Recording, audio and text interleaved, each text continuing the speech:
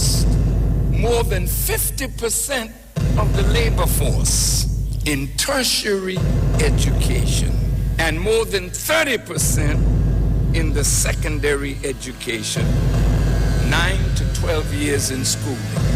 What's left? I got some statistics today. You have to tell me if it's true. I'm going to ask you. The doctors in Trinidad and Tobago, I'm going to ask the politicians here, and you can tell me.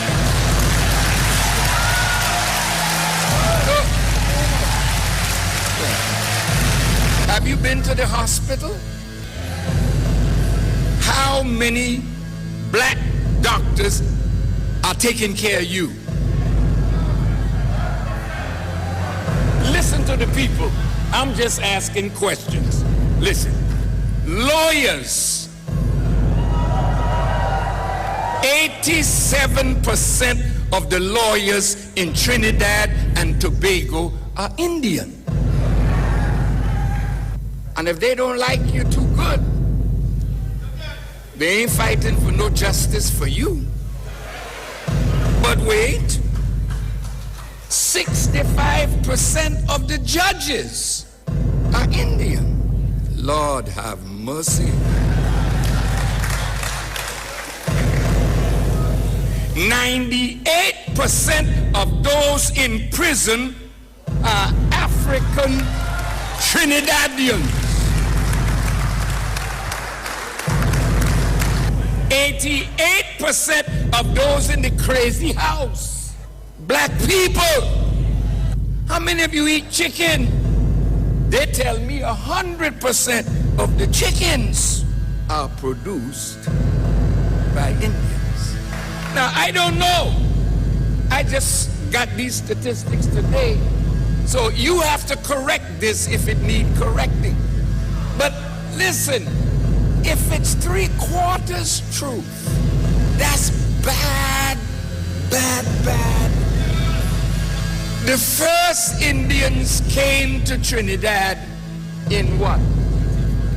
1845. How long had you been here before they come? Long time, eh? They didn't come in the holds of ships, robbed of their name, their language, their culture, their religion, their God, their history. They came with their culture intact, their name, their language, their religion, their God, and a history. Today, they can unite, pool their resources, and buy up the land. They tell me half of Trinidad is owned by a Syrian Jew. I don't know the truth. I just got here a few days ago. Did you know if all your learned ones leave, they're your doctors.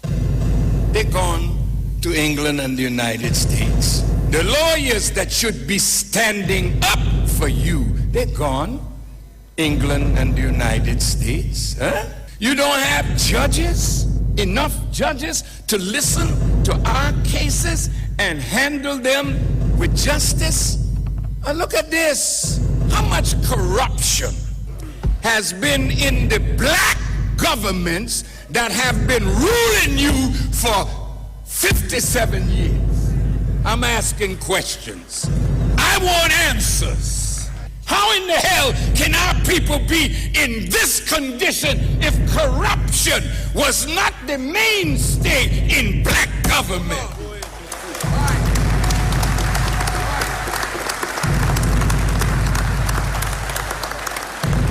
I ain't here to win no damn friends. If you're not a friend of the poor, I ain't no damn friend of yours.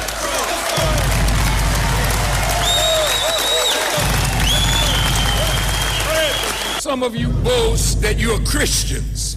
I beg to differ with you. Jesus would disown this bunch of mess that's walking around doing all this evil in his holy and righteous name. I beg your pardon. Just because you got a cross hanging around your neck, that don't make you no Christian. just because you can say Alhamdulillah, that don't make you no Muslim either.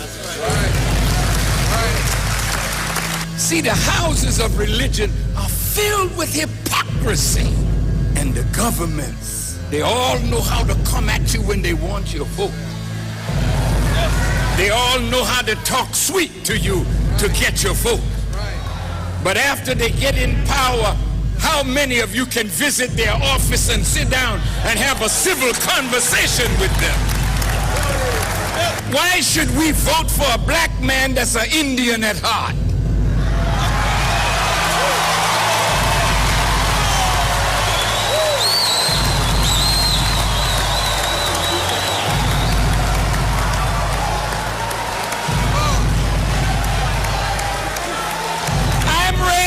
Questions now, and I want us to look in the mirror at ourselves. Indians don't apologize to you for being who and what they are. Why in the hell should you apologize for being a black man who are the original owners of Trinidad and Tobago? I'm just very passionate in my love of black people and the pain that I feel for black suffering. How did the Syrian Jew own half the country? I'm just raising a question. The deal was set. How you turn your back on land and let somebody buy it up? Did they threaten you? But they own the land. I saw a beautiful documentary yesterday morning on Barbados. Few white people owning huge tracts of land. What are they building? 3 golf courses, a polo ground, and big, beautiful mansion that none of us could live in, except maybe to wash the floor, change the beds, and act like the slave that our great-grandfather was. How do you think your ancestors are thinking with what they went through to give us what we got? And here in 2012, you're in worse condition than your great-grandfather was when he was a slave. How could they come to us and offer us money to sell out our people? Listen to me good. See, you can sit and throw a stone from where you are, but there we put you in the same position and see if you got the strength standing up that you got sitting down. So you don't know, listen to me good, you don't know what kind of man or woman you are until Satan brings you up and tries you. You want me to talk about the scripture to you now? You know how great Jesus is? Absolutely. But that didn't stop him from being tried. Didn't Satan take him up on the mountains? Come, Jesus, come. Let me show you something. That's what they do to our politicians. That's what they do when you look like you're headed somewhere. They call you, come, come, come. Jesus, your father promised you something, right? You say you're going to get a kingdom, right? But it ain't here. Look out, all those cities, they belong to me, you know. But Jesus, if you bow down to me, I will give you these cities to rule. Now, for some, that's an offer they can't refuse. But Jesus said, what did he say? Get thee behind me, Satan. And let me tell you something in politics and government, whatever job you got, if money means more to you than your personal integrity as a black human being, then they put them all.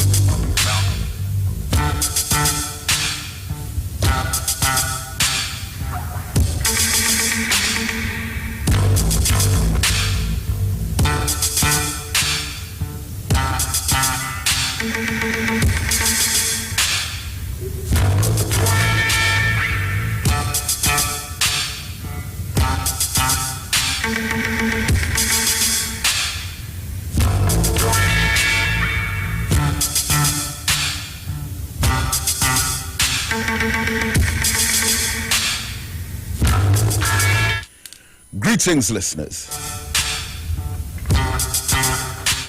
In the name of Allah, the Beneficent, the Most Merciful, I bear witness that there is but one God. Welcome to the Black Agenda here on the Street 919 FM. I am Brother David Muhammad. And I'm going to be in studio with you up to 9 o'clock this morning. And in a short while from now, I will open up the telephone lines and take your calls on 342-0081 and 466-5391. You can also send messages directly to me on 332-0214. That's text messages or WhatsApp messages. And we're also live on the Facebook page of the Street 919 FM and also on YouTube, Iwer Tv. Well, beloved Trinidad and Tobago, another week gone by. Without a doubt, one of the most peculiar weeks that we've had in quite a while. Well, almost every week is peculiar these days, but here we are going into the month of June. And we're in the middle of a pandemic. There are lockdown restrictions. There are growing numbers. And there's also a state of emergency. And compounded to that, we had 2 public holidays over the last 7 days, and during 2 of them, there was a curfew that was 19 hours long on each of those 2 days. Exactly 1 year ago, while most of the world were struggling to begin to manage their societies with this alarming pandemic spreading, Trinidad and Tobago was in a favorable place. Our numbers were low on terms of infections. Our death rate was even lower in comparison to most other countries per million. A lockdown was introduced. The society, for the most part, was obedient. We cooperated. For the most part, the entire country was taking the pandemic seriously. And in every single country, everywhere, there are those who would flout the regulations, try to get away with this or that, have their little parties here and there, their gatherings here and there in larger numbers, every single country on earth. But now, out of the blue, within the last couple months or so, we are seeing these alarming statistics, not just for daily infections, which are now in the hundreds, but also deaths. And I heard one statistic last week that we had the highest number of deaths per capita in the world within a daily period. Now, the thing is, the people, again, have been cooperating. For the most part, yes, there are those, as there always are, and maybe, who knows, always will be. Those who don't take these kinds of situations as seriously as they should. But how have these numbers just shot up like that? And as usual, you know, the political blame gaming back and forth, whether it was the thousands of people, tens of thousands of people who went to Tobago over the Easter weekend or the candlelight vigils. The extremely immature finger pointing, it reminds me of August the 14th, 1990. August the 14th, 1990 was the day that the Parliament of the Republic of Trinidad and Tobago resumed after the July 27th, 1990 coup. And the first order of business on that day, and the news reports which we have, expressed pure embarrassment about the blaming of each other. That they started off the part, no interest in rebuilding, starting from scratch, making sure that there's justice in the land so that there won't be this kind of dissatisfaction which brings about revolutionary change. No reflection on the arrogant, greedy, selfish, manipulative attitude of governance on the part of elected officials over the masses who take care of themselves and their friends and their finances first and tell the masses, go to hell, we have already been voted into office. None of that kind of remorse. So on August the 14th, 1990, first opportunity that they had to come back in the parliament after the coup, they started blaming, pointing fingers. Well, you see, it was you all, because you all are not governing the country right. And then the other side says, no, it wasn't us, it was you all, because we inherited the mess that you all left. And if you all did a better job while you all were in office, then this wouldn't have happened. No, it's you all, because you all introduced VAT, and you took away COLA, and you paid all that money for that statue. And then the public is just like looking back saying, but are these the people that are representing us? And as if, coming back to 2021 now, as if the pandemic isn't bad enough, as if the lockdown restrictions aren't bad enough, as if the curfew in place isn't bad enough, and the state of emergency, and all of these measures, as if all of that is not bad enough, it looks like we are on the threshold of experiencing a new kind of poverty that might be creeping in. I want to remind you of something. Before we even knew what COVID-19 was, before we were even aware of anything called coronavirus, we were going through something in our country where hard times and financial pressure was dropping a new burden on our people. Just before we even heard of the term COVID-19 for the first time, there was already a kind of new poverty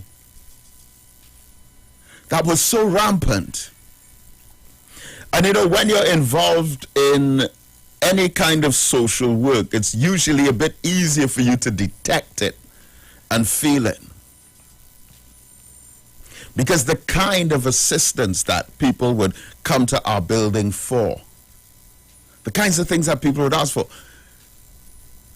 and the frequency within which it happened, and then COVID-19 came, and then things started to get worse. But now, within the last couple months, and the compounding of this with CPAP workers having their salaries cut, that one is like a last straw. See that one there? No. What do you expect to happen? Is anyone watching? Is anyone listening? Is anyone inside the government monitoring? Is anyone within that Ministry of Finance observing? Listen, this is not rocket science. It is the basics of the law of cause and effect. For every effect, there is a cause. It is understood. Listen. It is understood that within our society, let's just be real, the majority of the people who work with CPEP are those who are financially disadvantaged or economically marginalized, who normally don't have a steady flow of income in. And I have probably encountered maybe as much as 100, but several people who are in situations where they need financial assistance, and then you see them at some point and say, I got a CPEP job, so I don't need anything right now. Or, okay, so I was able to buy those school books for my children, or I was able to buy those shoes, or I was able to pay off the bills because I got a CPEP job. I mean, that's no secret. Almost every part of the country, that is the reality. You know, people, they're in a financial bind. Oh, things hard. Pressure. How you doing, brother? How you doing, sister? Oh, things hard. Pressure. I'm trying to get money to pay for this. School is opening next week. I need to get that. Oh, my lights are about to be cut. Can't afford a phone. Card. And then say, oh, well, I got through with the CPEP contract last week. CPEP job, not contract, job. Right, so I'm good for now. Who doesn't know that in this country? Who does not know that that is the financial situation of many of the people who work at CPEP? Who doesn't know? Okay, all right. There may be some people in our society who do not know that, who aren't aware of that financial situation in our society. Yes, there are some people, I admit, who may not know that, but definitely not anyone who has been elected to any office by any electorate in this country, whether central or local government.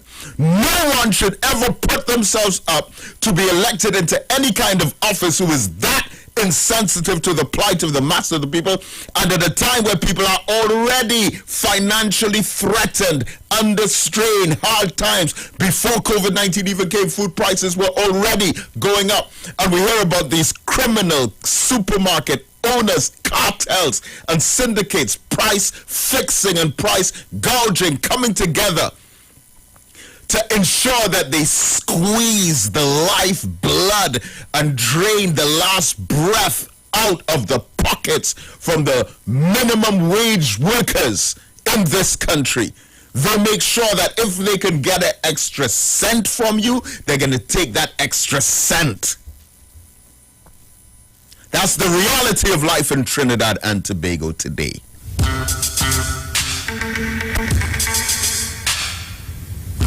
And then on top of all of this, all these workers sent home, all these businesses closed. And then you're going to cut the salaries of CPEP? What do you expect to happen? There were 3 drive-by shootings within the last week or so. 3 public, broad daylight drive-by shootings. We haven't heard about a drive-by shooting in this country, to the best of my memory, within several weeks, maybe several months. And then 3 within like 4 or 5 days. One in Ryson Road, Port of Spain. Another one near the airport, Piarco. And then a 3rd one up in Mova.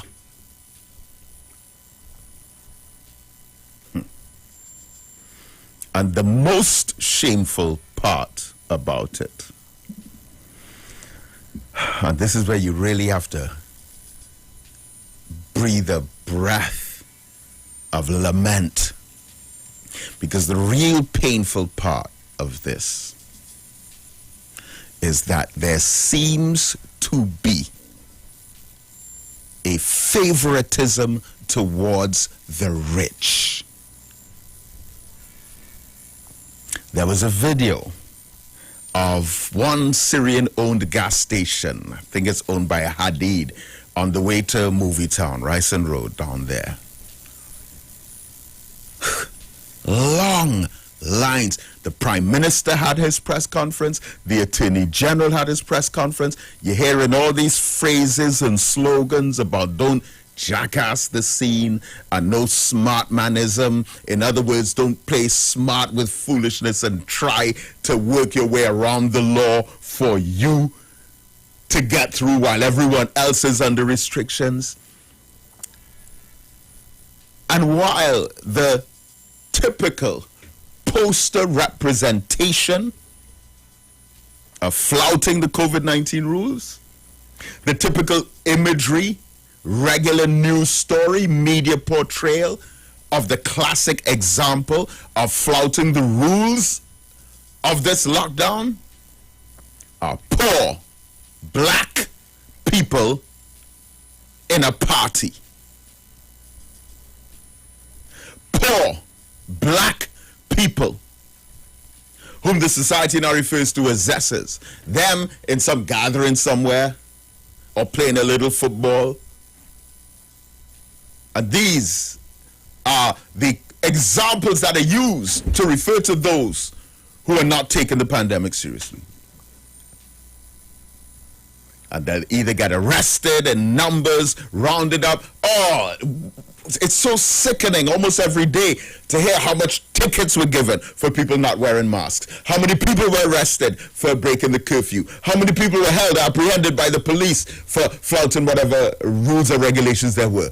All, over 90% poor black people.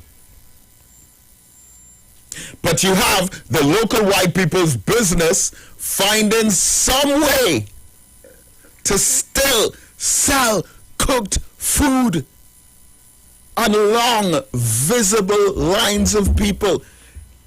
I thought it was made clear. I know I heard the Attorney General in response to that kind of situation said, no, don't try any smart manism. So it's smart manism for 8 or 9 poor people to get together and play a little music and dance together, but it's not smart manism for you to own a gas station.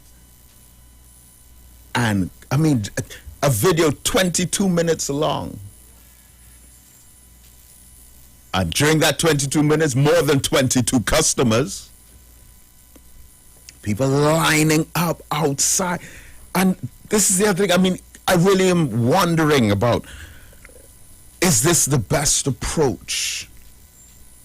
Is this the best way to handle this? I'm not even going to talk about those vaccines, because as it stands right now, I'm yet to be convinced. I prefer to wait for a vaccine from Cuba. That's a whole other conversation that I'm not going to have right now. But all these rich people's businesses that are getting a bly, getting a pass to somehow continue to make money, to continue to sell what they're not supposed to sell. And even though right now in Trinidad and Tobago, of course, there are, and I'm talking about standard, because I had business to do in Port of Spain a couple of days during the week. Yes, there are less gatherings. Yes, there are less crowds. But even though there are less gatherings, there are in some cases bigger gatherings. There are certain pharmacies that I've been to before several times, that I went to in the last week, and I've never seen crowds like that at those pharmacies. Never. These gas stations that are selling food, some of them I've been to before, but I have never seen those kinds of crowds there. And driving down the Eastern Main Road on Tuesday morning, I'll be specific, Tuesday morning, every Tuesday morning, I drive down the Eastern Main Road every Tuesday morning at the same time. But this Tuesday, in the last couple of weeks, I saw crowds outside whatever shops were open, crowds outside banks, crowds outside pharmacies. I mean, it's like, and my Rastafarian brothers,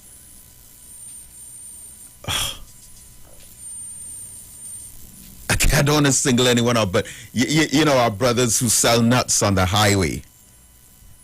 Between Aranguez and, say, Center of Excellence, along that long stretch there, you have a number of brothers. You know, I stopped speaking to a brother, and he's saying that the police are telling him you can't sell nuts here. And I'm thinking, wait, stop. Now, first of all, I am of the view that was a personal opinion of one officer. That could never be a national policy. Because if it's one thing for sure, I can assure you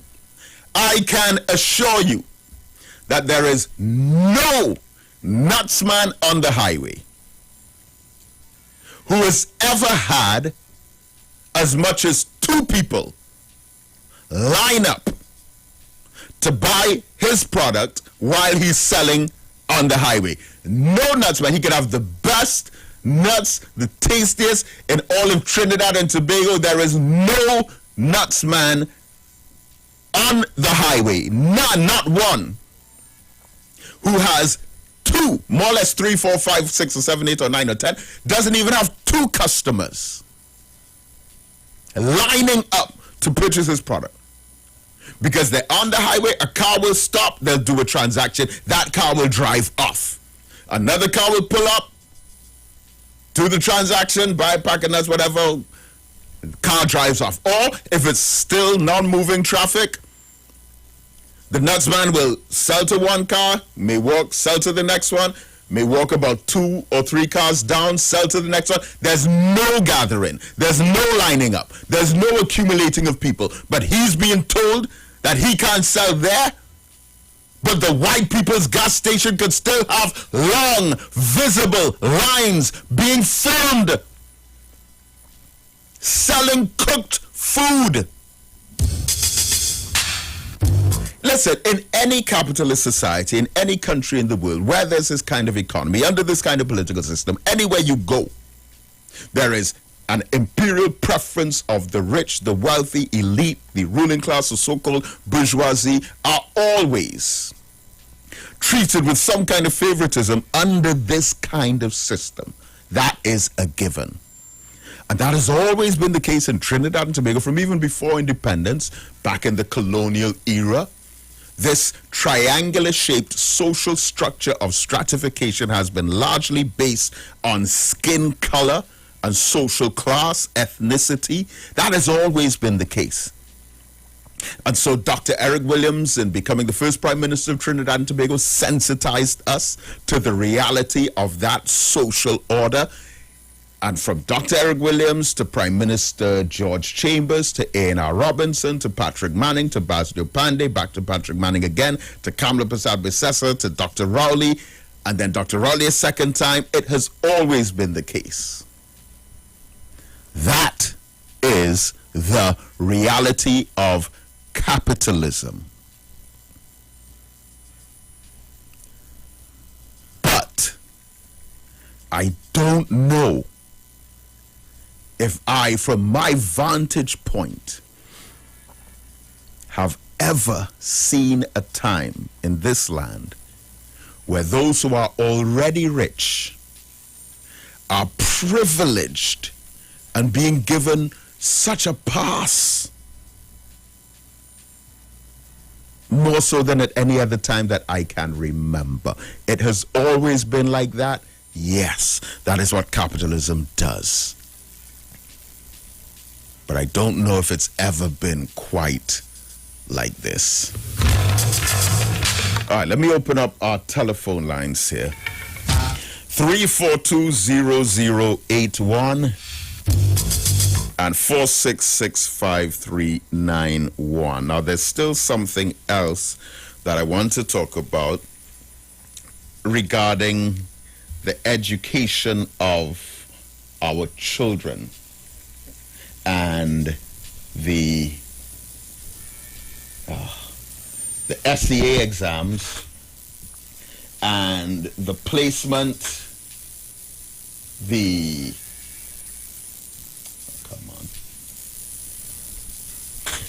placement of students, the equality of opportunity within education. It is something, hopefully in the 8 o'clock hour, we can address that. But we're walking our way through the pandemic, the state of emergency, the curfew, the salary cuts for CPAP workers, which I didn't believe at first when I heard it. I just thought it was another one of those silly rumors. Well, what can I say?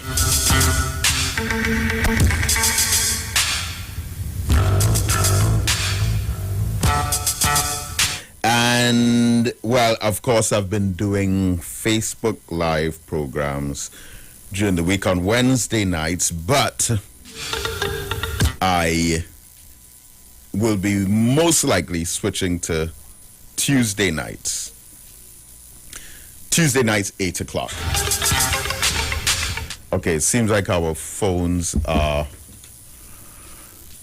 let me just pay some attention to this, okay? Let me see what's going on with these phones. Hold on. We can't appreciate how far we have come unless we understand what condition we were in.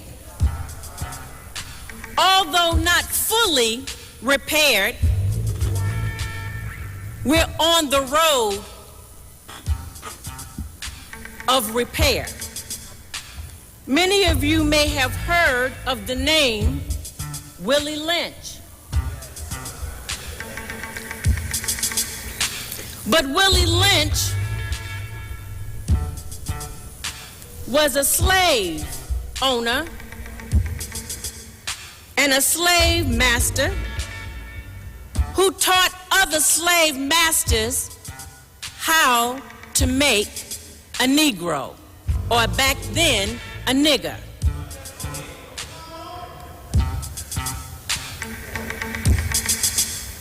Why was that so important? Because they took you as kings and queens from your land where you All right, so we are having some issues with the phone. I cannot say exactly what is happening, but you can try 466-5391. But you're fine. All right, try the number 466-5391.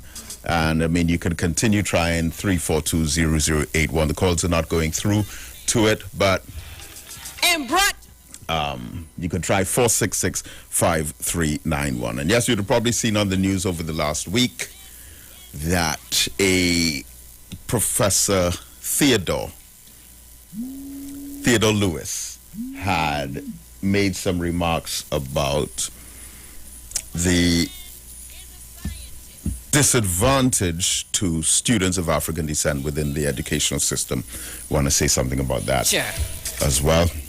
So let's go to the phone lines. Caller, are you there? Morning. Yes, good morning. If I don't know so much, why ain't got free election and change thing?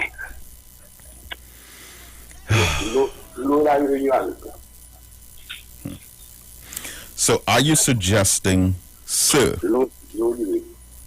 Yeah. Are you suggesting that the average non-elected citizen should not be sensitive to the plight of the masses of poor people and should not be concerned about social justice within the society? Are you saying that only people who think that way should go up to be elected? Is that what you're suggesting?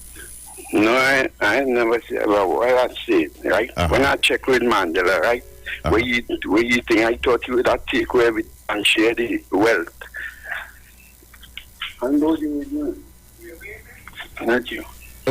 Okay, so, all right, so that's about Mandela, but we're talking about Trinidad and Tobago now. I appreciate the reference to Nelson Mandela, but we're talking about Trinidad and Tobago now, and the fact that there are difficult economic times within our society, and it could be a lot easier if there was more social justice within the society and sensitivity to the poor. So are you suggesting that I should not be raising these issues because I'm not going for an election?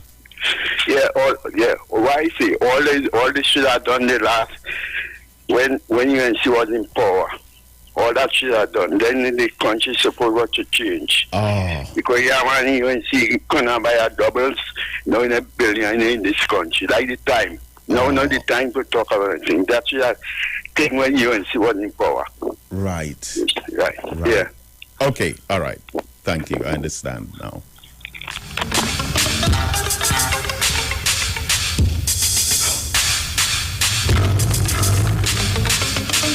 It's deep, beloved. Trust me, beloved, it's deep out here. Caller, good morning. Yeah, blessed good morning, Brother David. It's the showers of blessings we're getting right now. Yes, No I didn't even say anything about that. Huh? I didn't even say anything about that. The weather, there's heavy rain outside, both today and yesterday. It was also quite dark, very overcast. Yeah, well, for the matter now, you see, when they say slavery was abolished, remember they leave me penniless, homeless, jobless, houseless. And then they put in laws like this now, Brother David. I would always try to remind people about it. No vacancy, no loitering, no vending, no trespassing, no squatting. These are on the law books, Brother David. And I believe it throughout the whole Caribbean, it's on the law books for that. If you guys are showing you. Those are laws to make sure that I stay poor and the brand name slave on me. If you was poor slave. But they cannot stop what prosperity is about. The upliftment of the African is taking place. Knowledge is by the click of a mouse.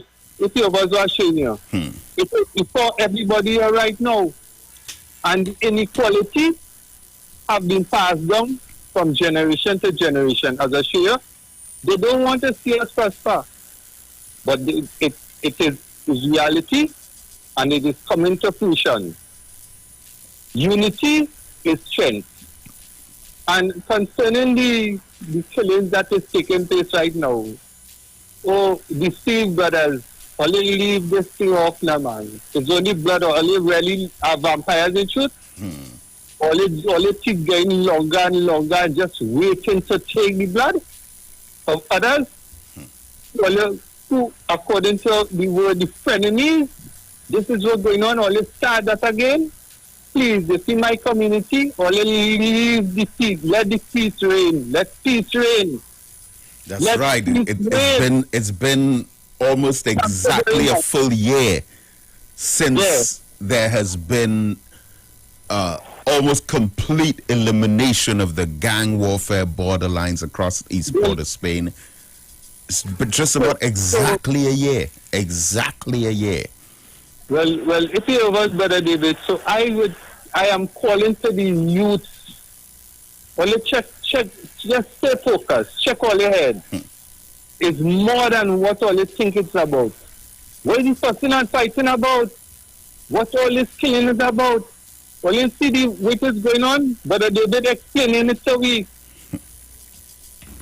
Step, I want the Minister of Finance to know, you see, all the social programs, cutting people's salary, especially on the lower echelon, think twice. Only go upstairs and cut all your salary first. Cut all your salary up there, especially them state enterprises and them, cut all of them salary. And I think all will make it up work for the next 10 years if all do that. Thank you very much. Thank you. And the thing is, I mean, if you want to cut salaries, there are certain categories of persons whose salaries you can cut in small quantities that would be able to leave the CPEP salaries as they are in large quantities. Because again, the disparity is so huge. The gap between the rich and the poor is so enormous. So to go after a whole lot of poor people and leave a few better off people intact, it's a peculiar kind of decision. Good morning, caller. Good morning to you, my brother David. Good morning. I was your brother CP a long time. Hey, brother CP, what's going on with you? Yeah, no, man. But Sister Roxanne telling you, man, I'll communicate with her, so I hope she tell you everything all right that meant so far and things. But as we submit, Brother Mohammed, lockdown. The market, the last market was, but you had to close off. Yeah, it was so sad. It was so sad. Yeah. But Mohammed, here's something, man. I do a survey and talk to 4 shopkeepers around my area. But I want the government and people in the authority to know. They are the ones not getting pension, they are the ones not working. But hear what people coming for. I wrote a toilet paper, 2 tea bags, 2 eggs, a little bit of split peas, and a pound of sugar. But I'm telling you, people catching that. Aunt, uncle, and nenem. So around my leaders from the youth around who went to do anything, I was trying my best and trying to assist them. And they were going around that because I know I can't do much. It's a little, I can't do anything. So I want people to understand that people in this country have, you see what going there, the closing from some shops around my knee, 8 o'clock. 8 o'clock in the morning, I understand. And people have to turn back. Yeah, but I feel so sorry. I have to give certain people around one know certain things and so on. So I want people to know that people getting going under red pressure right now. But are you really sorry? Right now with some people, why see going on? But I know, I hope that thing might come a little better. I don't know, because things just go up all the time. Brother, it's real tough. I mean, I tried this. Imagine I was buying 2 tea bags. I wrote a toilet paper to put in 19 of us lockdown. And I'll split peas, then I buy no meat, split peas, a little flour, and make some dump it. But it's real tough for some people in this country right now. And I don't know something that happened because that can't go all the time. Because what happened? Real tough. Brother CP, well, I mean, it's so good to hear from you.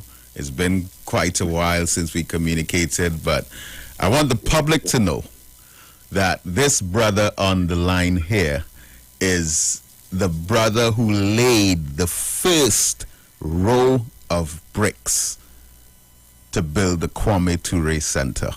This man here on the phone laid the first row of bricks.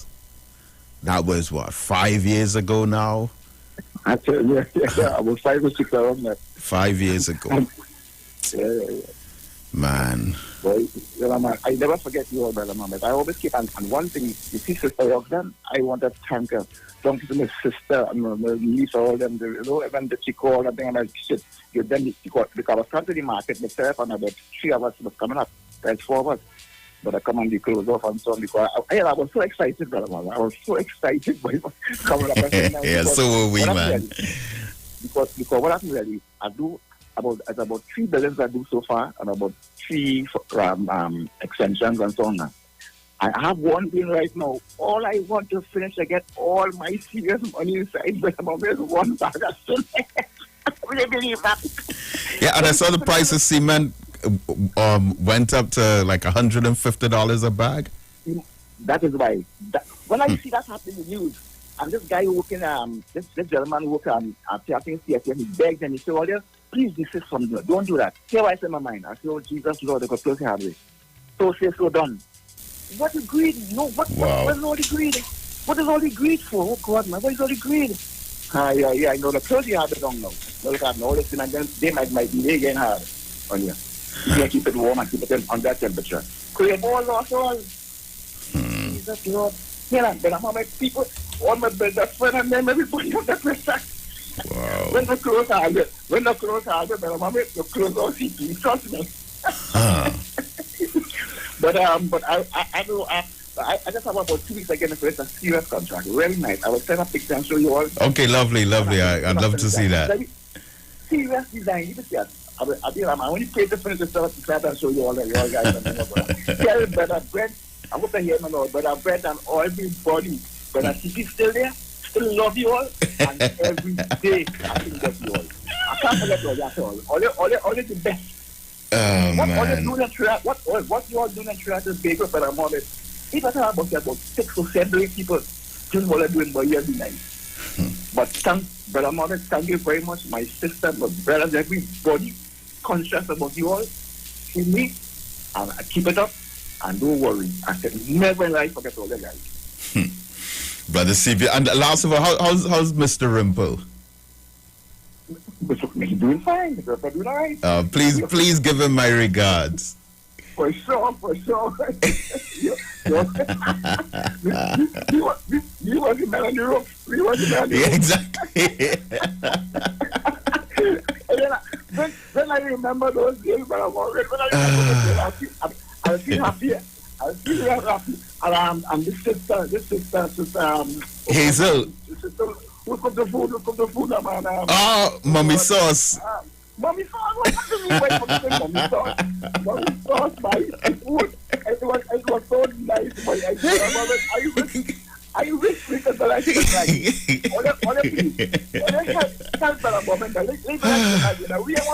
We want to big engineer, we doing everything from foundation to finish. Exactly, from foundation to finish. I tell you, I feel so nice talking to you this morning. My whole day, everything, my whole day make, for the whole next week make by talking to all the now. Man. You take care. Thank you so much, Brother CP. You made my day, brother. You made my day, Brother CP. Thanks so much. Thanks so much. Make everybody day today. Right? And when things start back, all you see me up there with my side. All right, Brother CP. Thank you. Yeah, man. Take care, brother. Wow, that's some serious memories there. From 5 years ago when we started building the Kwame Ture Center. Brother CP, he was our main man. He was our main consultant. We have a break coming up, but we'll be back for the 8 o'clock hour. Stay with us. Don't go away.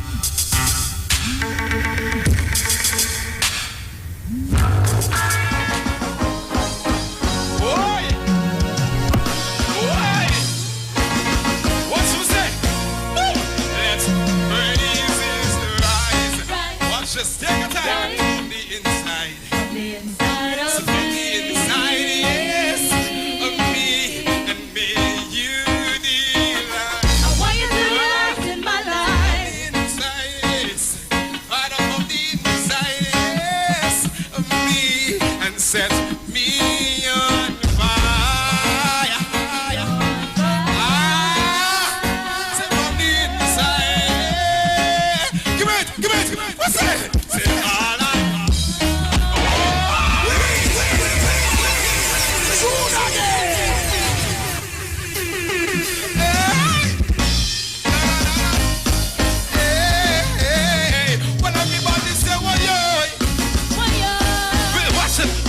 Let's praise it right from the inside.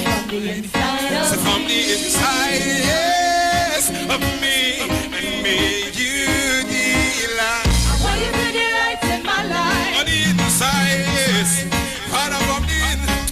Oh boy, this jacket holding my dog. Set me, come feel.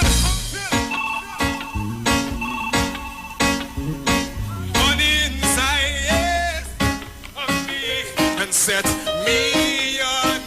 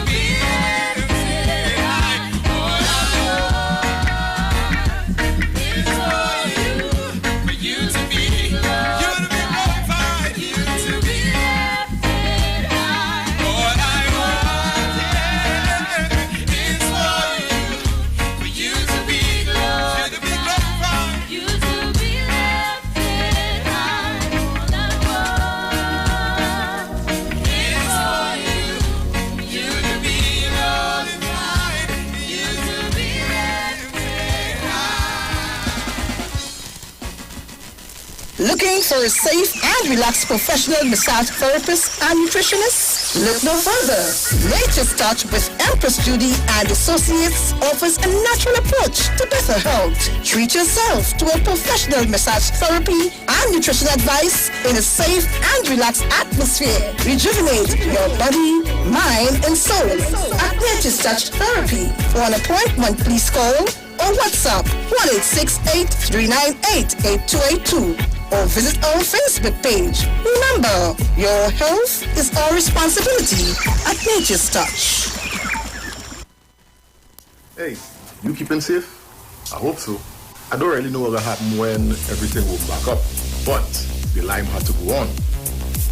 But in the meantime, just come online with the live wire. I'm on the Street 919 FM every Saturday from 5 to 8 p.m.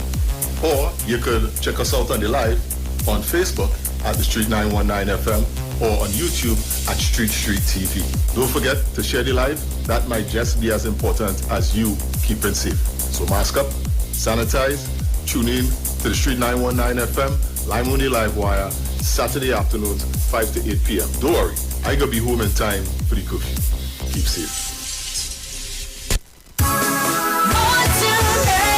Yes, it's true. Pennywise, just for you. So real, get that perfect smile. Beauty in every aisle to take care of your body. We have all you need to stay healthy. Yeah, more to love. Yes, it's true. Pennywise, just for you. Pennywise gives you more to love. Blessings in the wonderful name of our Lord and Savior Jesus Christ. You are invited to listen to the Final Hour broadcast heard every Monday from 12 midnight to 5 a.m. in the morning on the Street 919 FM radio. Here my mom, Pastor Helen Garcia, and myself, Pastor Valentine Garcia Jr., preach the Word of God to the elderly, youth, and children. We can be contacted at 629-0113 or 623-8444. The church is located at 26 Prince Street in Port of Spain. We look forward to you joining us. God bless you. As my life I lay it on the altar, as my life. Better vision for your physical eyes, and through the eyes of faith, let healing arise in your mind, body, and spirit. At Natural Heal Ministries, we teach kingdom principles for living that brings the blessing of God to your mind, body, and soul. NHM Professional Associates are located at number 10 Moody Stewart Street, Monrepos, San Fernando. For more info, contact Dr. Desmond Phillip at NHM on 349-3494. NHM Professional Associates can be heard live on the Street 919 FM every Saturday from 9:05 to 9:55 a.m. Share the live. Share the live. The Street 919 FM on Facebook and Instagram. Share the live. Iowa George on Instagram. Share the live. Iowa TV and Street TV on YouTube. Share the live. The Street 919 FM.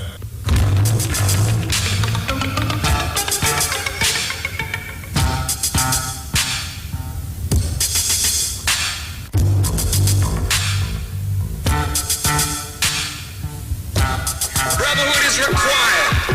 Brotherhood is demanded. Brotherhood is obligatory.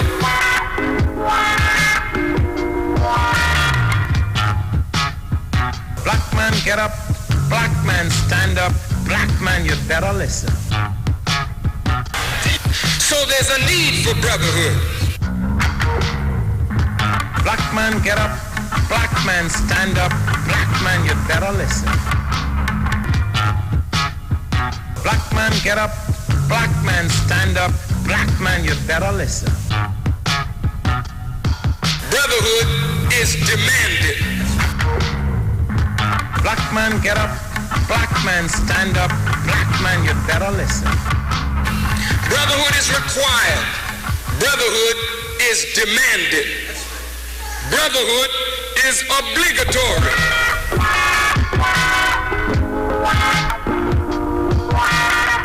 Brotherhood is essential, it is urgent, and it is compulsory.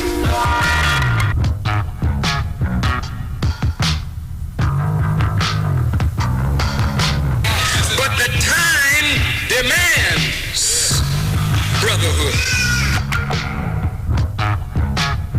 Whenever the dominant white society fears for its economic future, racial tensions are always aggravated.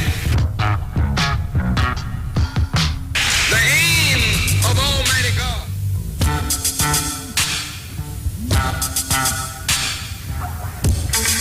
Welcome back and welcome to the second hour of the Black Agenda here on the Street 919 FM. We're going up to 9 o'clock, and in a short while from now we'll be continuing to take your calls on 3420081 and 4665391.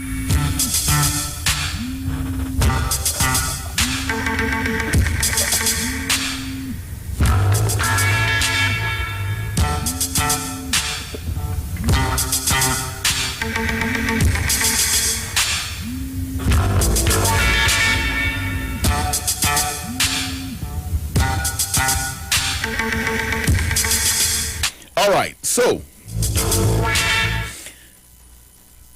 the issue of education and our primary school students came up over the last week, and a brother, Professor Theodore Lewis, said that there are no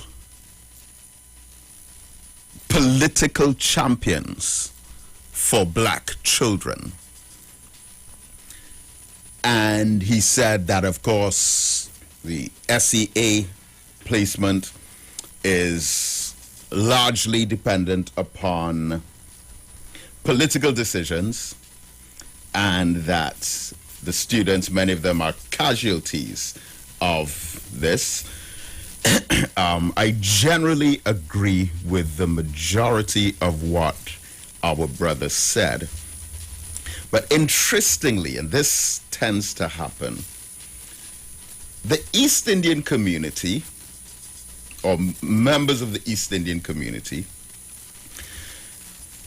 attacked his findings, and they challenged some points that he was making about, the main one being that the Presbyterian community in Trinidad and Tobago is approximately 2%, but yet still some of the Presbyterian prestige schools, which I believe he mentioned, Naparima College, Hillview College, Presentation, I think, that there is preference for East Indian students, or there's a favorable allocation there. Now, to me, it should have been the PNM who have challenged his words, because a lot of what he said was generally balanced. But my main takeaway from it was that he said no one in politics is representing African children. That the Indian politicians would look at Indian children and say, okay, we need to put things in place for them. But the African politician looks at African children and says, we have to put things in place for everyone. And then when it comes to looking out for everyone or the whole society, of course, we go right back to the capitalist privilege of preference to the so-called 1%. Now, the last two governments, PNM and UNC, took two different approaches to dealing with the common entrance issue. Of course, SEA was introduced in the year 2000. I was a school teacher in the system at that time. And what the PNM did, both were objectives, or based on objectives that would have been somewhat achieved to a point. The PNM strategy was to de-shift the school system. For years, throughout the 1970s, throughout the 1980s, throughout the 1990s in Trinidad, there was very heavy criticism of the shift system. Junior secondary schools, half of the school comes to school in the morning, second half of the school comes to school in the afternoon. Then you go up to Form 3, then you transition to a senior comprehensive school. And the PNM, starting in 2003, with Marabella Junior Secondary School. Marabella Junior Secondary School was de-shifted in 2003, and you had full all-day school, and it also became a 5-year school instead of 3 years, and then you moved to another school.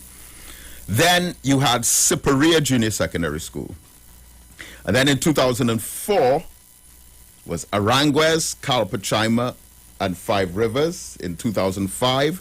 Next was San Fernando East, Point Fortin Junior Secondary, Williamsville and Sangre Grande in 2006. Then Mucarapo, Chaguanas, Mount Hope, and Pinal in 2007. Barataria, Belmont, Curep, Princestown, Couva, Diego Martin in 2008. And now, all junior secondary and senior comprehensive schools have been de-shifted and have been transferred into either secondary schools, composite schools, or secondary comprehensive. All of them being either 5-year or 7-year schools. Excellent move. And we no longer have that nightmare of worrying about what's happening with some of our children at different times of the day when they're outside of the school system. But let me make a point about that, though, because that was, when it was all we had, it was better than nothing. We went from having no universal secondary school system at all, except the so-called prestige schools, where the positions were reserved for the children of the elite. It was Dr. Eric Williams' idea in 1960 to have universal secondary school education. We had the junior secondary and senior comprehensive system introduced. I would say the more narrow-minded among us criticized it, but it was something great because it replaced nothing. There was nothing there before. At least now we had an education system. And even though this was a positive move, the negative side of it was that the schools that were de-shifted were still considered the low prestige schools. And this is still so 10 years later, 20 years later, as the case may be.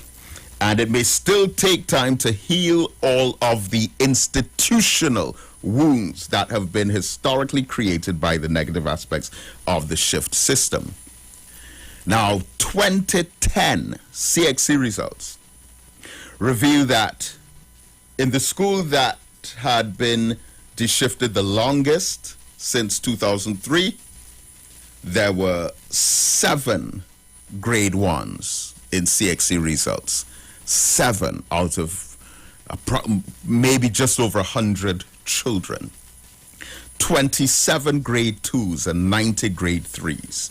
And 244 subjects had failing grades, 4s and 5s. When compared to randomly selected denominational schools, there were 546 grade 1s, 162 grade 2s, and 39 grade 3s.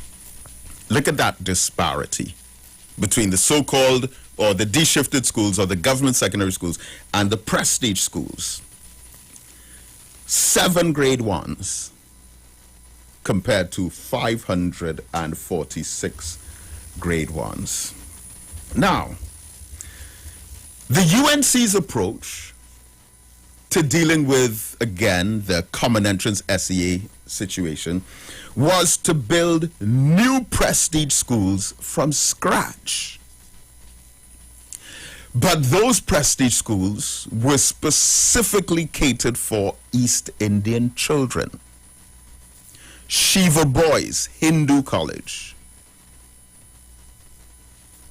Poverty Girls, Hindu High School. Vishnu Boys, Hindu College. And there was the refunding for schools like Lakshmi Girls. And even for the Indian Muslims, Astra Boys College, Astra Girls. It was some 20 years ago that I had suggested that if or when the PNM come back into office, that they must build boys' colleges and girls' high schools in commemoration of inspirational African figures. And my first recommendation, this is about 22, 23 years ago, the Kwame Ture Boys College, the CLR James Boys College, the Dr. Eric Williams Boys College, the Audrey Jeffers Girls High School, the Elmer Francois Girls High School, the Henry Sylvester Williams Boys College. And you build these colleges with state-of-the-art equipment, technology, computer laboratories, libraries, and build them in the heart of East Port of Spain, Laventille, and Movar. Build them of the same standard or higher than St. Mary's College, Fatima College, Queen's Royal College, or Trinity College. And the same thing that the Indian government did for the Indian children, we must have not just inspirational educational institutions for African children, but also incorporate in the content of the curriculum not just African history, but Black studies, teaching our African children of the empowerment of African people, the magnificent achievements and accomplishments that African people have been capable of doing back then. And how is it that all these African children in Trinidad and Tobago, our heritage, our history, goes back to the beginning of civilization itself? And the first schools were built in Africa.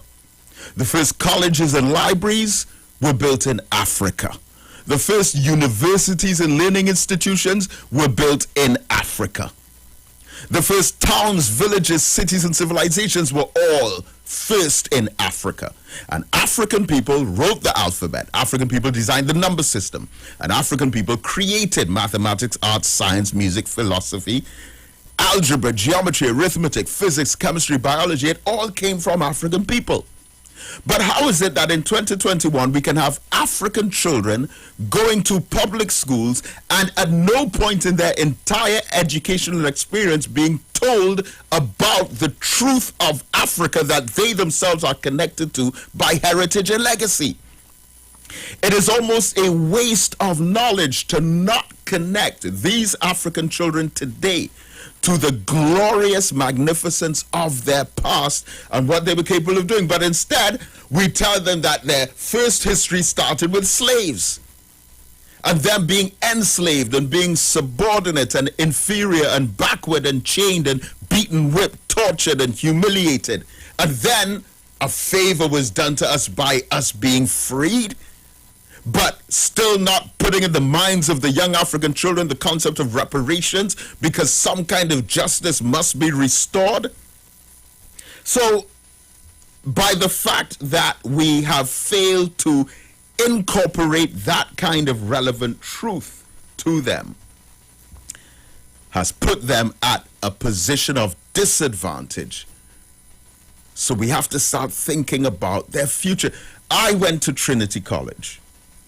And when I would go to football matches in the other secondary schools, so Trinity, back then, the Wranglers Colleges League, it was Fatima, CIC, QRC, Trinity, John D, Tranquility, and then you had Barataria Senior Comprehensive, Mucurapo Senior Comprehensive, and St. Augustine Senior Comprehensive. And when I would go as a college student, and I'm learning science and physics, chemistry, biology, and those subjects in school, and when we would go to the senior comprehensive schools for a football game, I would see these classrooms that would amaze me. And I'm thinking, these are children my age. I'd have been 11, 12, 13 years old. And I'm seeing children my age going into classrooms doing woodwork, plumbing, carpentry, mechanic training, electrical. And that stuck with me. I said, but look, here, they're actually preparing a laboring class for the future of those who are learning business, accounts, and sciences. And it was only until Mr. Manning built UTT, the University of Trinidad and Tobago, that there was now tertiary level certification for many of these jobs that would require only a Form 5 education. And when Mr. Manning did that, along with the introduction of GATE, Government Assistance for Tuition Expenses, that was when Trinidad and Tobago started to go on a trajectory of upward social mobility for the majority of African people. It was not immediate, but it was there in the future. And then the UNC came back in and interfered with the GATE and said, well, now you have to keep a grade point average, and they cut it. And I thought to myself, well, if it's one thing that is a backward step for this whole country, it was the decisions that UNC made with GATE. And I saw it then, as I saw it now, as an insensitivity towards the quantity of African students that were accessing tertiary education. And as a tertiary education lecturer myself, I have numerous students who are police officers, soldiers, fire officers, coast guards, prison officers, nurses at the hospital. And many of them, for the first time, got an opportunity to further their education. And the UNC interfered with it. But I was so shocked when PNM came back in, and instead of returning it to how Mr. Manning made it, they went straight in the same direction and added even more obstacles against it by cutting funding to the GATE and having a means test. And now, if you look at where Mr. Manning was taking this country, you've had two successive governments who have taken it in backward steps. Now, there was a study done recently where 4 categories of persons leaving school was considered. Those who were studying only. So you leave secondary school, you go to university. So of all of those who left secondary school, this is about 10 years ago, 4 categories. Those one who were studying only. Category 2, those who were working only and not studying. Category 3, with those who were working and studying. And category 4, those who were neither working nor studying. Terrible situation to find yourself in after leaving school. 85% of the upper class students, 85% of them were studying only. 30% of the lower class students were studying only. And 61% of the Indians were studying only, while only 30% of the Africans were studying only. But those who were working only and not studying were 19% of the Indians and 35% of the Africans. Now, if you look at what this says, the children of the wealthy will continue with tertiary education and become more qualified to be business entrepreneurs, and the banks already favor them to give them loans which they could also get from their parents to start businesses and become entrepreneurs themselves. The lower class students who were studying only just 30% had to make a tremendous sacrifice. But the less you have free tertiary education, the more there are those who will have to go straight back to work. Now listen, it is a heavy burden to be working full-time and studying. From 2004 to 2007, I was a school teacher employed by the Ministry of Education, and I was doing a full-time double major university degree and also working 4 days a week on radio. It was a very, very heavy schedule. I'm always empathetic towards my students who are going through that same thing, working and studying full time. But if there are obstacles and barriers within the system that do not assist the ambitious young person who is already working, sacrificing, and wants to better themselves, but instead you strangle and squeeze the possibility for more of those kinds of options being capitalized on, then you're creating a system that helps the rich get richer while the poor continue to get poorer. The Center for Ethnic Studies 1994 report stated that the primary and secondary educational system in Trinidad and Tobago is not friendly to young people of African descent. Students of all races had similar educational aspirations in Form 1, but Africans lag behind in attainment after leaving school, 2002 to 2010. There are ethnic imbalances with respect to attainment and dropout rates within the school system, and East Indian girls benefited the most, while African boys benefited the least when it came to school selection.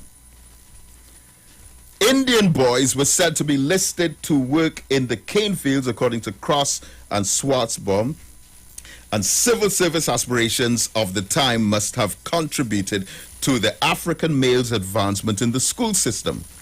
Black children must have an education that is socially, culturally, and psychologically specific and relevant to people of African descent and their current social realities, so as to avoid a predetermined underachievement.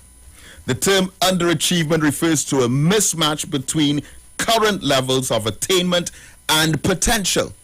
And up to this day in the Laventil Mova area, you have almost 15 primary schools with just 4 secondary schools, where there's automatically already an imbalance.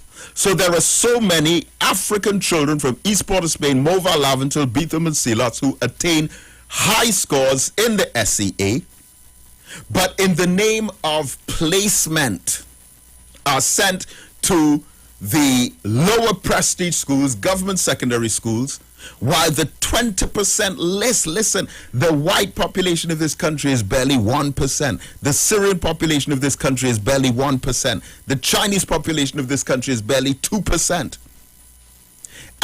But there's a 20% predetermined list of children that are chosen in advance. How is that still legal in 2021? And all of these brilliant African children getting these high marks being sent to the low prestige schools, and some of the white people's children getting 50 and 60 and 70%, but going to their first choice schools. They are streamlined and tracked into a system that favors them and that they meet additional advantage. And this kind of mismatch, and also the refusal to properly redraft the educational curriculum to make it more relevant to African students, is being used as a weapon against them, as the conflict theory philosophers would say, that the education system prepares the poorer class to become the eventual working class, to occupy the positions of minimum wage labor by the way that skills and training and teaching is imparted in the mass government school systems. While the children of the wealthy who largely attend the prestige schools and the private schools already have the banks on their side, finances on their side within their own family circles, and also government on their side, with a continuous, consistent favoring of the wealthy in society. So when it comes to the educational psychology of it, Bloom's hypothesis states that a normal person can learn anything that teachers can teach, that individual learning and the needs of individual learners varies greatly, that under favorable learning conditions, the effects of individual differences approach vanishing point, while under unfavorable learning conditions, the effects of individual differences is greatly exaggerated, and uncorrected learning errors are responsible for most learning difficulties. Think.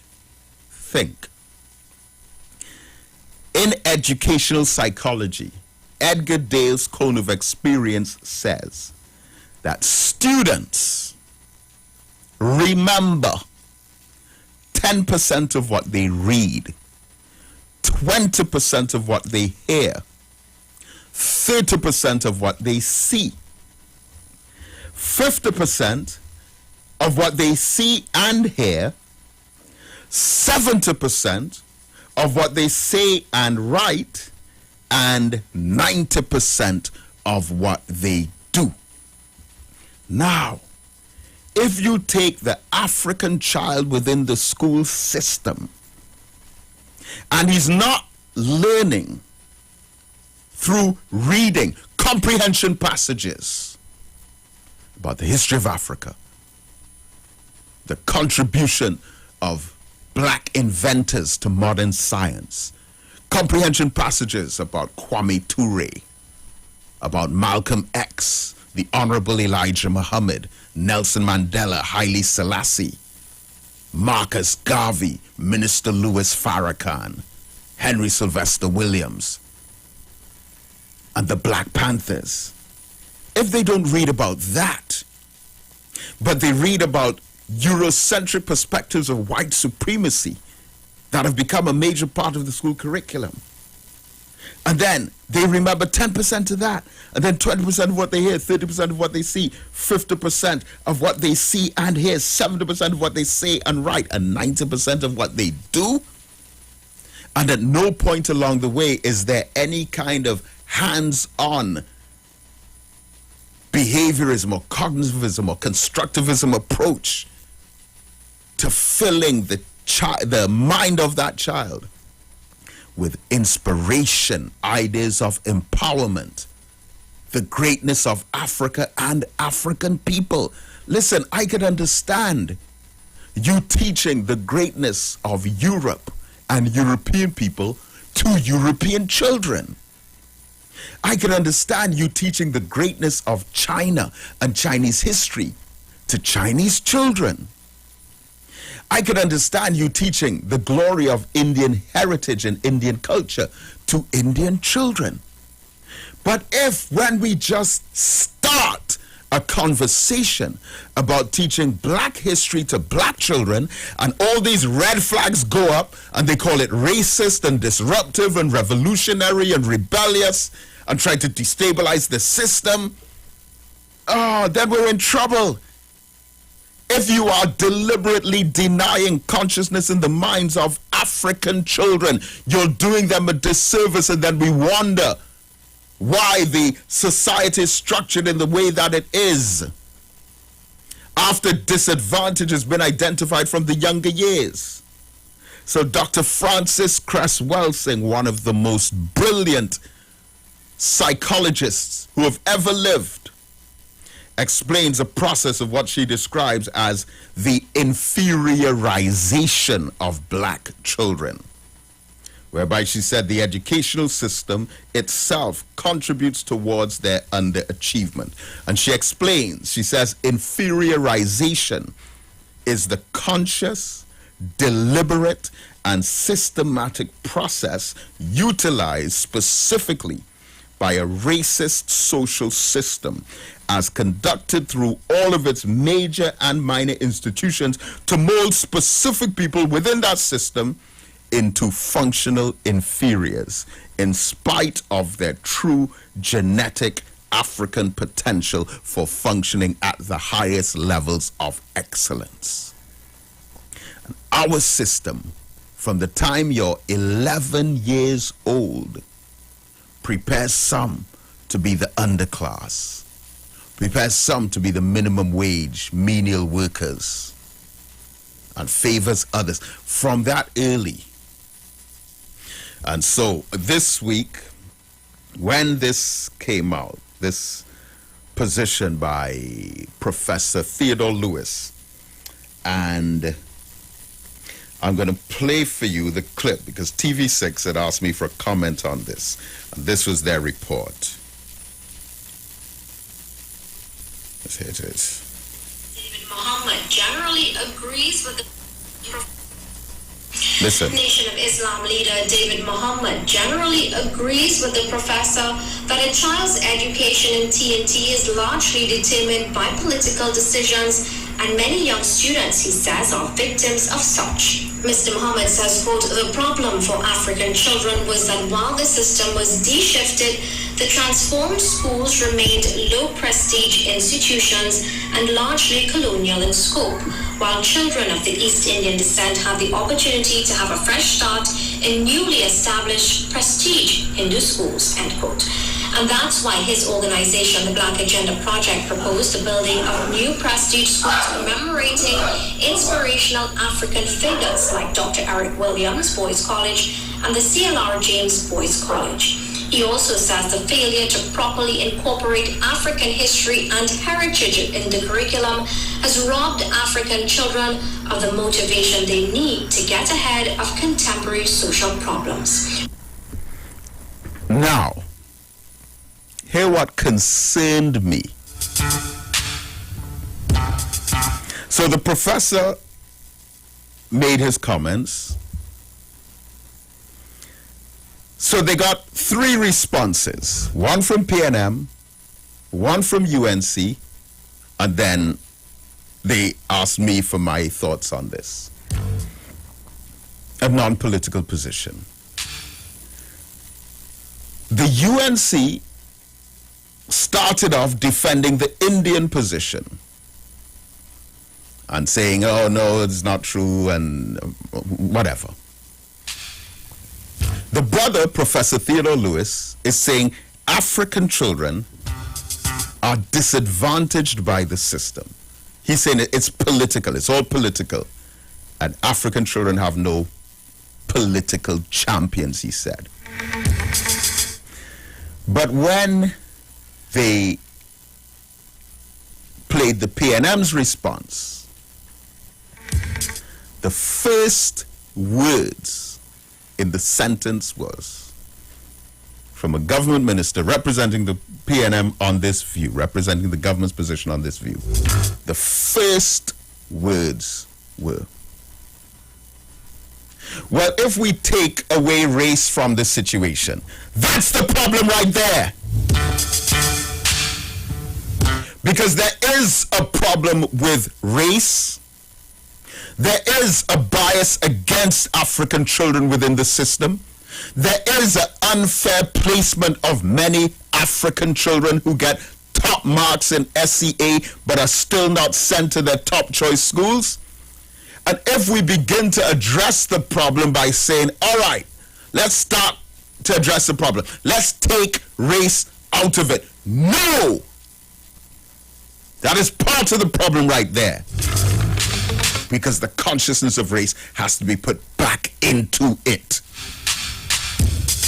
What are you afraid of? If there's a problem with the elderly or the aged, we deal with it from that perspective. If there's a problem with gender, we deal with it from that perspective. If there's a problem with geographical location, we deal with it from that perspective. But when it comes to race, we pretend it doesn't exist. No. Not good enough. All right, we don't have much time left, so let me go back to the phone lines. 3420081 and 4665391. Caller, good morning. Very good morning. Good morning, Oh, boy. good morning, my sister. Yes, I tuned in a little late. Anyways, but this is so true. And you are taught nothing of yourself before slavery, nothing of your greatness, and then they come and tell you all you have contributed is Obia and Tukunya. And that, again, that was in a government exam recently. Can you imagine? Now, when Kroko wrote his and sang that brilliant calypso about the common entry, Classic. Classic. 1988. I mean, that man was so on point. All they want to do now is brand him a racist, but he was so on point. Because you represent such a low percentage in the society, but yet you have 20% schooling insured for you at the highest level. What is that? It is sad. But I want to also talk about the brother who was on there with you, and you all were rehashing all the memories. Oh, Brother CP. Yes. Oh, Laid yes. the first brick. Yes, I mean, what an honor. Yeah. And I want to send my love to him. Yeah. What an honor to be part of something so big. Huh. You know? But this thing about education, it is, look, even when anytime you see ads or anything on television where it pertains to education and school, all you see is East Indians.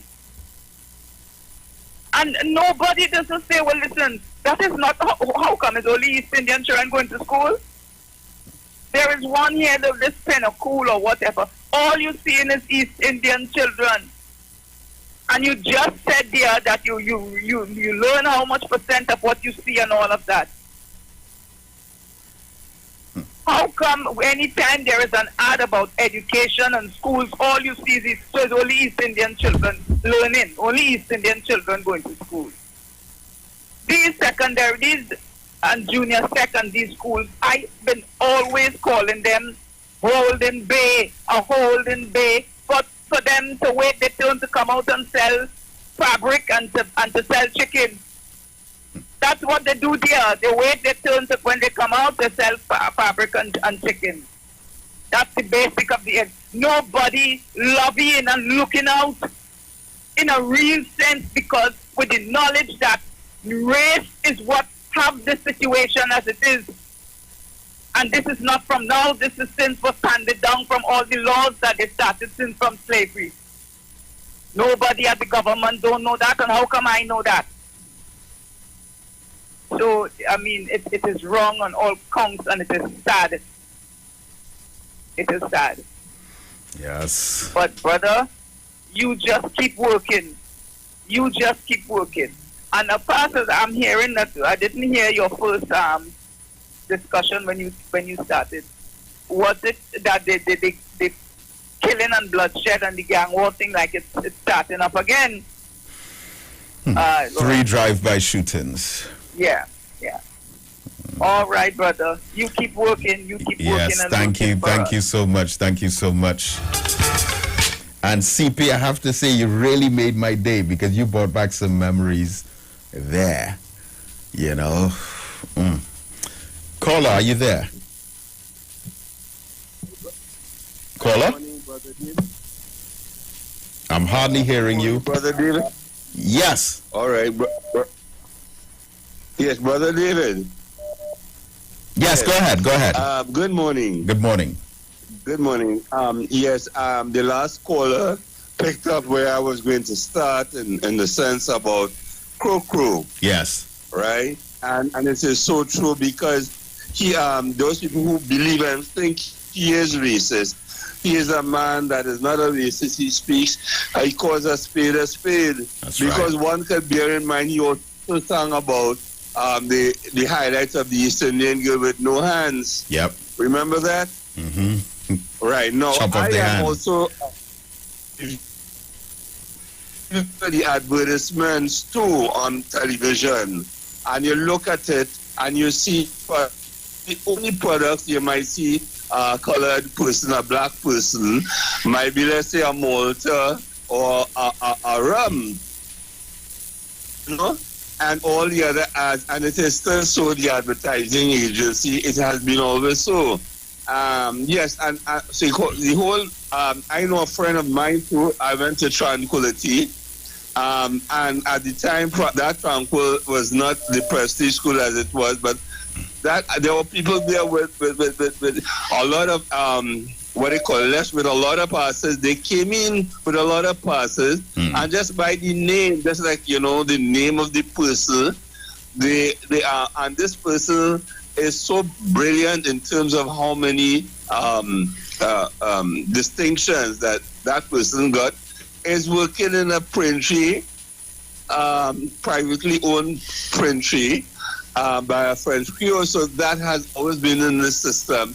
And yes, it begins with racism and then politicize a second. So I kind of what you say. Yes, sir. Okay. Thank you so much. Thank you so much. Great to hear from you. Good morning, Brother David Mohammed. Good morning. I am not surprised by anything that you are saying, in the sense that everything that you have said is absolutely correct. But then again, what does the country and Afro-Trinidadian expect when your sitting Prime Minister, in an interview with Natalie Ligon on CNC3 when she used to work there, actually, you heard the Prime Minister and words, the rich should get richer. I mean, if a Prime Minister is not afraid to say that publicly, what do we expect? And yes, we have no real African voices in this country for African. Remember the former deceased Atmaraj. Every little thing that affected East Indian and Hindu in particular, he was quick to jump on it. Where are the African voices to do such? We are being disadvantaged, and it's time that people speak out and put Africa on a positive course. Okay, thank you. Thank you, my beloved brother. Caller, good morning.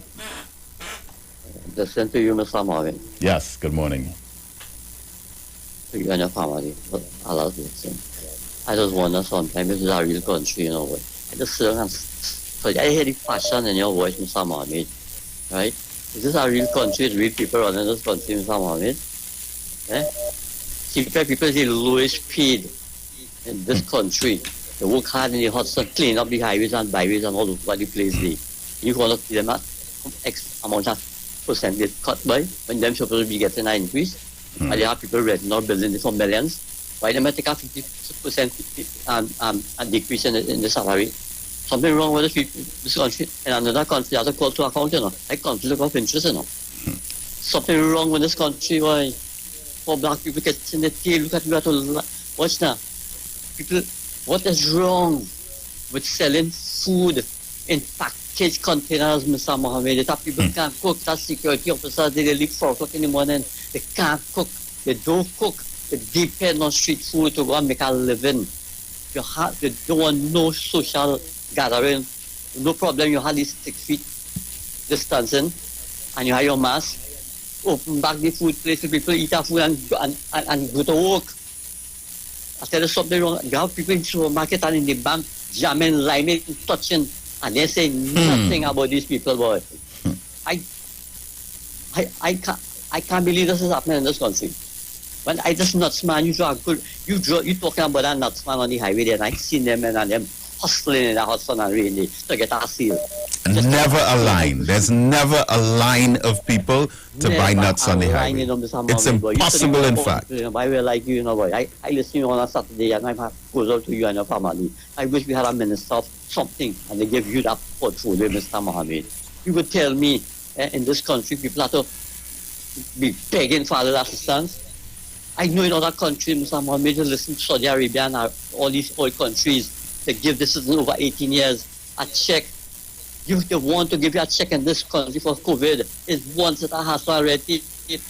Just like how people give you, just what the government has sent for voting, a card. Everybody in the system, they send a check to these people who 18 years and over now, boy. A little 2018, Saudi Arabia and them countries, them oil producing countries, every year over 18, they just give the citizens a little blind, boy. Who working on where working? You're over 18, whole lot. That's good governance, boy. We should do street vendors and something. I telling you, I cry to see street vendors. When I go to the town, and I see, I get a reflection of my back in time days, right? And I see these people. I just walk in the road in the summer of it. I walk in the road, me and my family. Leave them on the pavement, so there's not a problem. These people have nothing to get. Street vendors have nothing to get, like a salary, like police and all of them, boy. And then police come and jump me them, boy, because the salary high. Every month, police officers and people in authority getting X amount of $1,000. Street vendors get nothing. They can't get sick. They have to go there and get a sale. Police could report sick, right? These public servants, they could plan the sickness for next week. They could report sick. They're still getting the $15,000 and $20,000 a month. Come what may, rain or sun. Street vendors, boy, I feel sorry for these people and them, boy, to mind a family, boy. When we used to do street vending and thing, man, selling tomatoes and thing, I used to remember, I said, Daddy, we ain't getting a sale and people ain't buying. Watch them as I remember. There's something else, you know, boy. I should lie and tell you. I have to watch me. People will come, people take the competition already. Everybody's selling on the street. We will get a sale. Thanks a lot for calling, dear brother. Caller, good morning. Morning, brother. Greetings, brother. How you doing? Fine, thank you, brother. And you? Great. Yeah, man. I love our rain, you know. Rain have energy, you know. We are very realized in the night time how the clouds just literally light it up. You know, well, you know, that's my mood of thinking, you know, about everything. I was going to say good morning to all my fellow atoms and molecules, now, if you understand what I'm trying to say. But David, you raise an important point. And you're right. And I'm wondering where the conglomerates. Let me tell you something. It has something called a polar shift in physical sense. It has happened, how much by every 25,000 years or something on the Earth, where the poles shift. That's how the Antarctica get covered up with ice and stuff like that. No, it's actually a man-made occurrence. Well, it's an artificial occurrence. It could be done. There are people who have the knowledge to do it, right? But you know, there are certain laws, you know, cosmic laws that is, you know, in place where that is concerned. But what happened is that there is a shift in polarity in terms of the capitalism system now.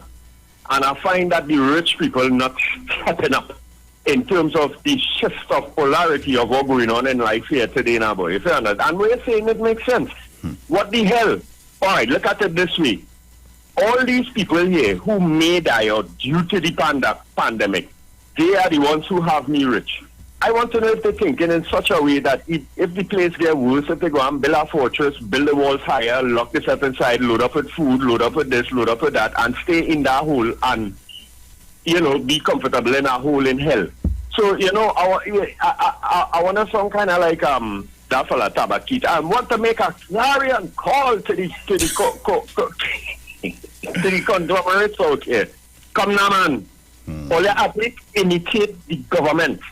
Shadow something. So, Brother David, KFC make the Guinness World Book of Records in Trinidad and Tobago, you know that? Yes, yeah, I heard that several years ago. Most chicken sell 24 hours place. Have they given people a little month's salary? Have they done it? There are many major franchises in this country that could actually add and help. They could actually come together, sting a bank, and probably every area give everybody 1,000 or give everybody just to survive through this thing. Why it is that they're not thinking in such a way that that to sustain, to get through this thing, what does sustain them? Yeah. And another point, this brother here now make a very important point. You know, the thing is, I just feel it for the government. I don't know, like I don't really broad brush and say politicians wicked. They're wicked. I know into that, right? Because say again. There's the system. You just have a few seconds left, though, caller. Oh God! All right, buddy. Well, I think you get my point. I think it's time that big people step up to the plate somewhat. You know what I mean? And that's not begging. That's just logic. Have a nice day, everybody. All right, thank you. Well, beloved family. So, look out for me Tuesday night on Facebook. Facebook.com/Black Agenda Project. All right. Catch me on Iwer TV, 8 o'clock tomorrow evening. And then, of course, next week, Saturday, I'll be back on here. But stay conscious, people. Our unity is our strength. We don't have any special favors, any special privileges. That's not us. We have to unite with one another in order to achieve that. The classes at the Kwame Ture Center are continuing online. The offices are open from time to time.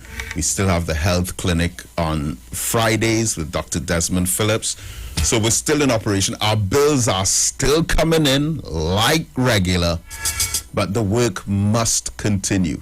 And in whatever way we can do that while respecting and obeying the COVID-19 lockdown and restriction and the curfew in the state of emergency, we are continuing to do it. And not one young person passes through those doors without learning something great about their African heritage. Stay tuned to the Street 919 FM. And may Almighty God Allah continue to bless you as I greet you in peace.